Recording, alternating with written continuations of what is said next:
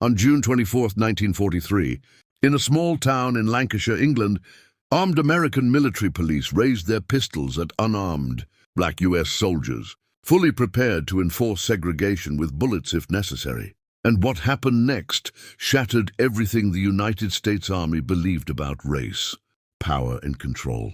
Instead of stepping aside, white British civilians moved forward. Shopkeepers, factory workers, pub owners, and housewives placed themselves between American guns and black soldiers they barely knew, forming a human wall in the middle of a darkened wartime street.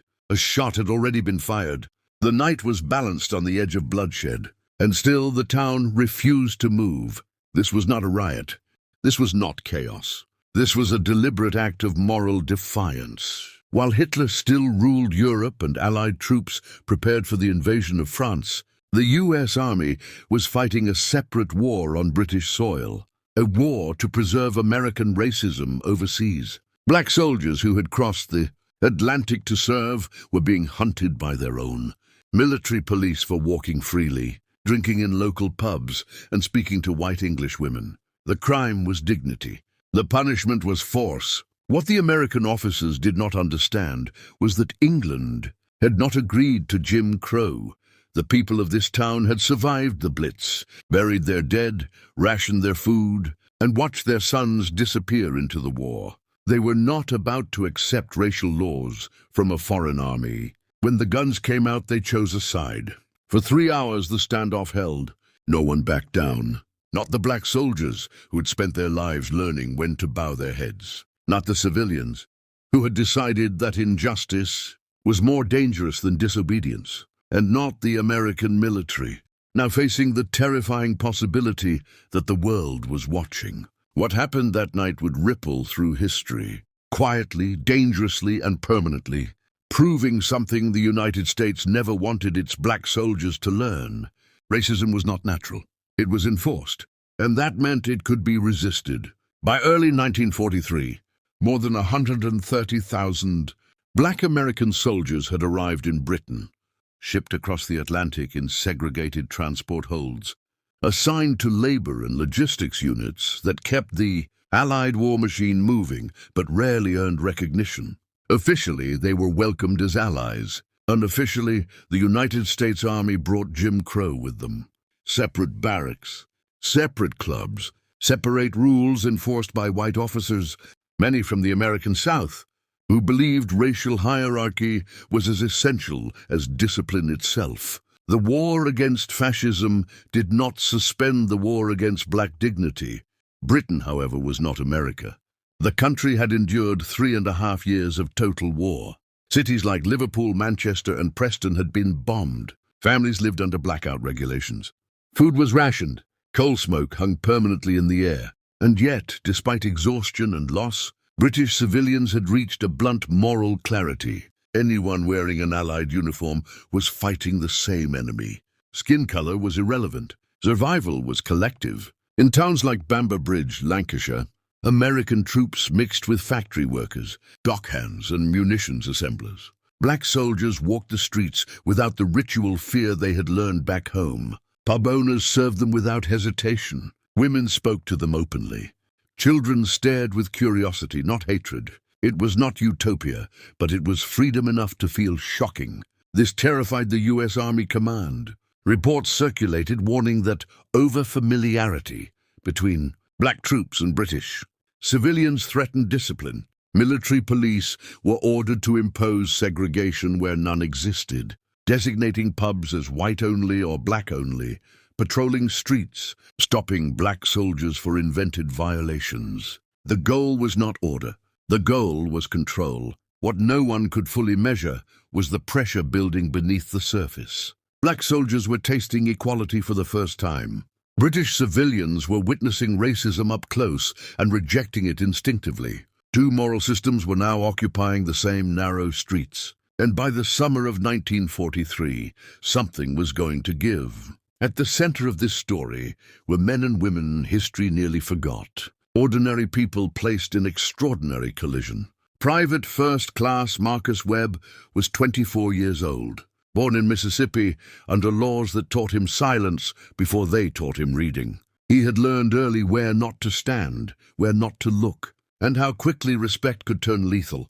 Assigned to the 72nd Quartermaster Battalion, Marcus was not trained to fight Germans. He was trained to move supplies for white combat units who would receive the medals. He never would. England changed him. For the first time, he was addressed as a man, not a problem. Beside him was Private Eugene Walker from Georgia, quieter, cautious, raised to survive by compliance. He understood the cost of resistance better than most, and yet, like many black soldiers in Britain, he had begun to stand straighter, speak more freely, and believe that dignity was not something that had to be earned through suffering. Across the divide stood Captain Edwin Hadley, a white officer from Virginia, tasked with maintaining discipline.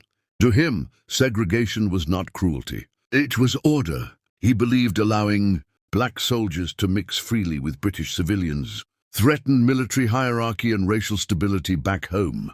Supporting him were white military police units, many drawn from southern states, armed not just with pistols, but with certainty. Then there were the civilians. Arthur Cook, a pub owner in Bamber Bridge, broad-shouldered, outspoken, and unmoved by American racial customs. He had lived through bombings and rationing, and had no patience for imported injustice. Women like Sarah Whitmore, a munitions worker whose days were spent assembling artillery shells, saw black soldiers not as symbols, but as people carrying the same war on their backs. None of them expected to become historical actors. None of them planned to collide. But when systems meet people and people refuse to move, history happens whether permission is granted or not. By the spring of 1943, tension in Bamber Bridge had become a living thing, thick enough to feel in the air. Military police patrols increased. Black soldiers were stopped nightly, questioned, searched, and escorted away for offenses that did not exist. Pubs were suddenly labeled off limits. Dance halls were divided by race, with chalk marks and shouted orders. What the American command called discipline, the town experienced as intimidation, and each enforcement tightened the cord a little further. Black soldiers began traveling in groups, not for protection but for visibility. British civilians noticed. They saw uniforms being grabbed, voices raised, hands shoved against brick walls. They heard the language used by the MPs, sharp and unmistakable. Pub owners refused to comply quietly. Arthur Cook hung his sign welcoming all Allied servicemen. Others followed. Every refusal was reported. Every report escalated the situation. What the MPs didn't know was how closely the soldiers were watching each other. Every insult was remembered. Every unjust arrest was counted. Men who had survived lynching threats and southern sheriffs were not afraid, but they were calculating.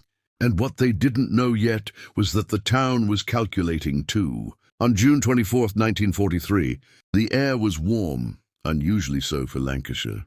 Private Eugene Walker left the Hob Inn just after 8 o'clock. Relaxed, sober, thinking only of getting back to base before curfew. The jeep appeared without warning. 2 white MPs stepped out. Accusations followed instantly. Wrong pub. Improper uniform, non-compliance. Eugene complied anyway. Then came the shove. Then the word. Something broke. Eugene ran.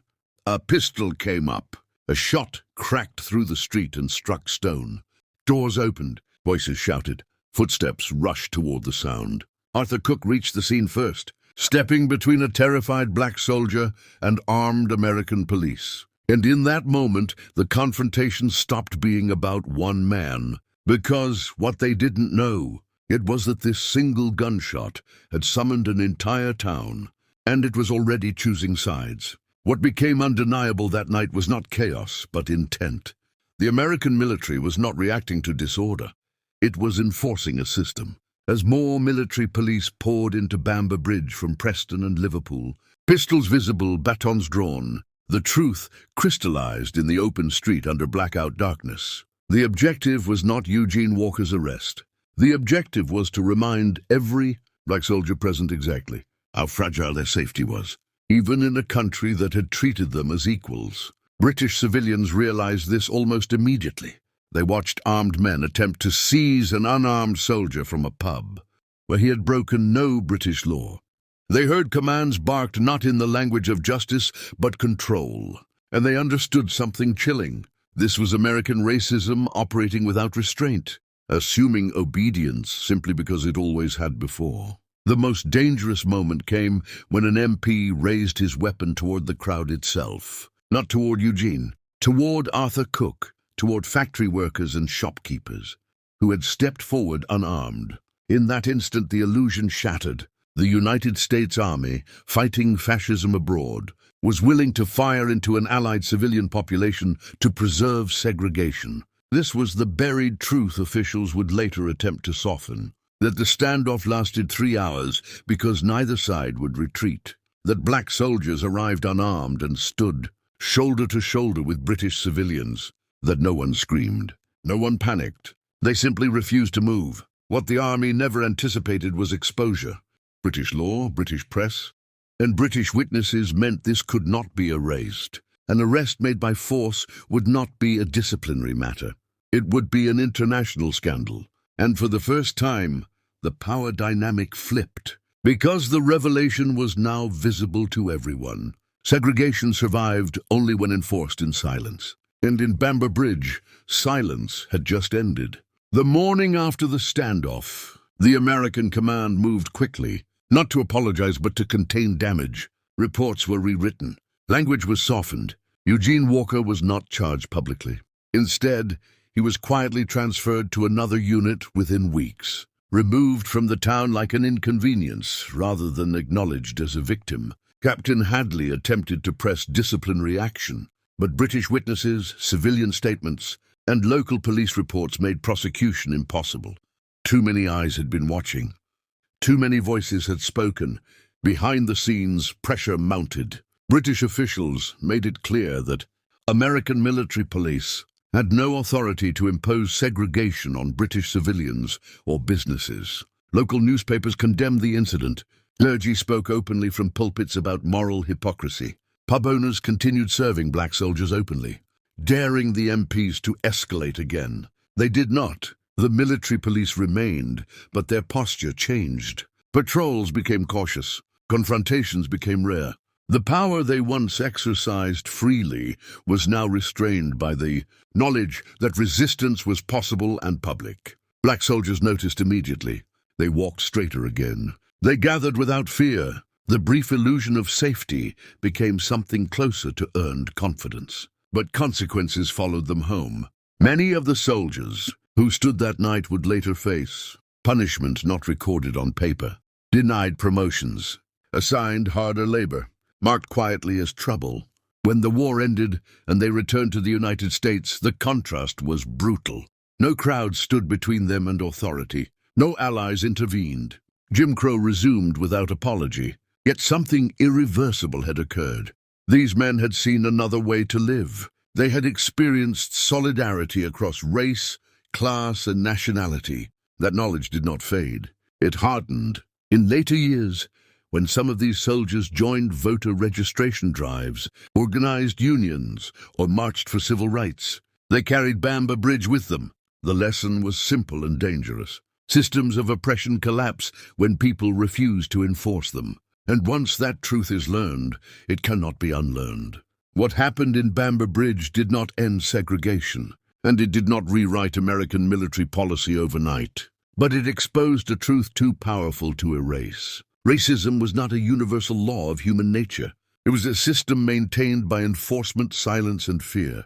On one June night in 1943, ordinary people chose not to participate in it, and the system faltered. Not because it was confronted by armies or legislation, but because it was denied obedience.